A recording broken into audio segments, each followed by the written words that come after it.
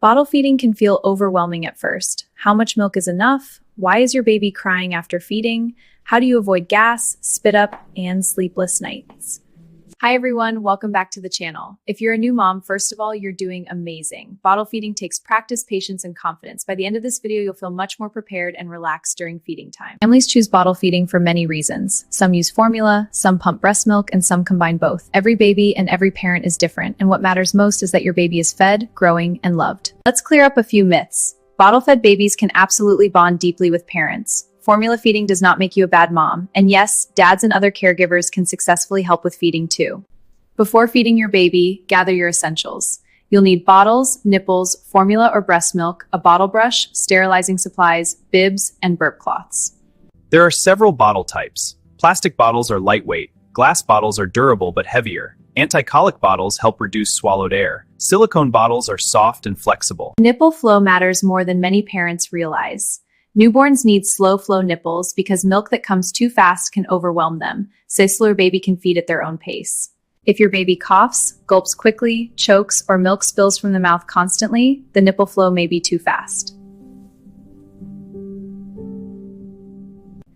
If your baby sucks hard, seems frustrated, or falls asleep before finishing because feeding takes too long, you may need a faster nipple flow. Before first use, sterilize all feeding equipment. You can boil bottles for 5 minutes, use a steam sterilizer, or follow your manufacturer's instructions. After each feeding, wash bottles thoroughly with hot soapy water using a bottle brush. Pay extra attention to nipples and small crevices. Always use safe, clean water for formula preparation. Follow local health guidelines about whether tap, filtered, or boiled water is recommended. Follow the formula instructions exactly. Adding too much powder can upset your baby's stomach, and too much water can dilute nutrients. One of the biggest mistakes new parents make is guessing measurements. Never eyeball formula. Always use the scoop included in the container. This ensures your baby gets the right nutrition and helps you feel confident. If you're bottle feeding pumped breast milk, label every bag or bottle with the date and time. Use the oldest milk first. You can serve milk room temperature, cold, or warm. If warming bottles, use warm water or a bottle warmer. Avoid microwaving because it creates dangerous hot spots. Before feeding, test a few drops on your wrist. The milk should feel lukewarm, not hot. Keep your baby semi-upright during feedings. This helps reduce choking, ear infections, and discomfort. Hold the bottle at an angle that keeps the nipple full of milk. This reduces the amount of air your baby swallows. Bottle feeding is more than nutrition, it's bonding time. Make eye contact, talk softly, and cuddle your baby during feeds. Try feeding before your baby starts crying hard. Early hunger cues include rooting, sucking hands, lip smacking, and turning toward your chest. Newborns usually eat small amounts every 2 to 3 hours. Their stomachs are tiny at first, so frequent feeding is completely normal. Some parents prefer a schedule, while others feed on demand.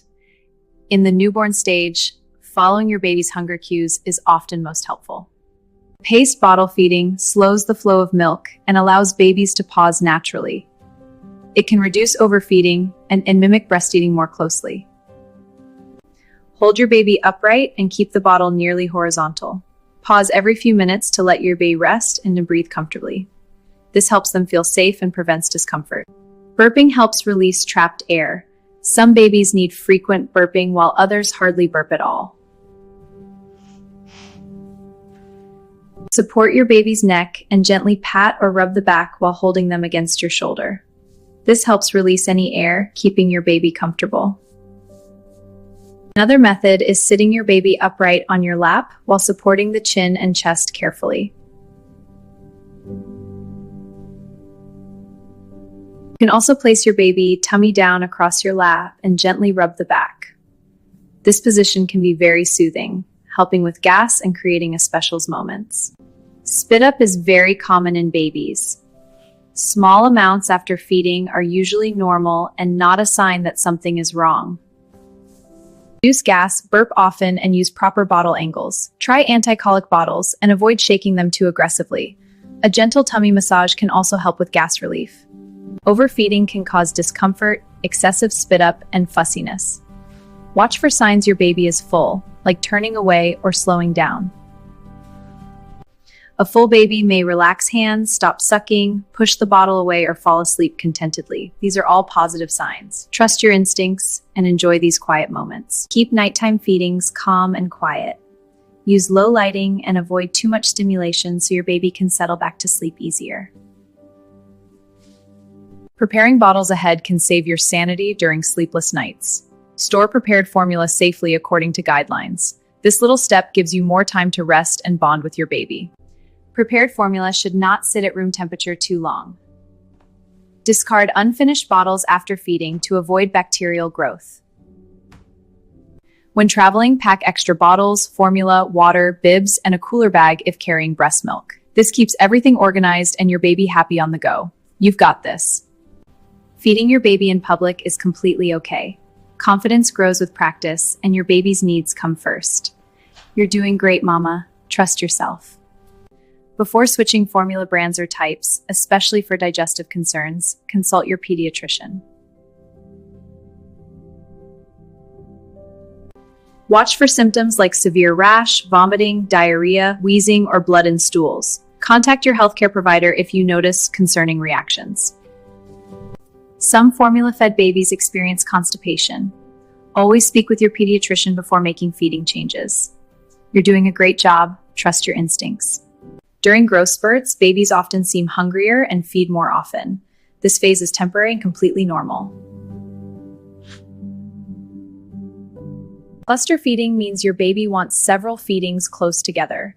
It can happen during developmental leaps and growth periods. One beautiful thing about bottle feeding is that partners and family members can help. It gives caregivers a chance to bond closely with the baby. If you have twins, organization becomes your best friend. Label bottles clearly and establish a flexible feeding routine. This way you can focus on bonding with your little ones. Busy days happen. Try washing bottles immediately after use to avoid dried milk buildup and save time later. Hey Mama, let's talk about some common mistakes to avoid. First, never prop the bottle. Always hold your baby. And always check the formula isn't expired. Safety first. Never prop a bottle and leave your baby unattended. This increases choking risks, and always hold your baby and the bottle during feeds. This keeps them safe and strengthens your bond. You know your baby better every day. Trust yourself, stay patient, and remember that learning takes time. If feeding feels stressful, please know you're not alone. Every parent has moments of doubt and exhaustion. Call your pediatrician if your baby refuses feeds consistently, has trouble breathing, shows signs of dehydration, or isn't gaining weight properly. You do not have to be a perfect mom to be a wonderful mom. Feeding your baby with love, care, and attention is what matters most. If this video helped you, don't forget to like, subscribe, and share it with another new mom who could use encouragement today. Leave your bottle feeding questions in the comments below, and I'll see you in the next video.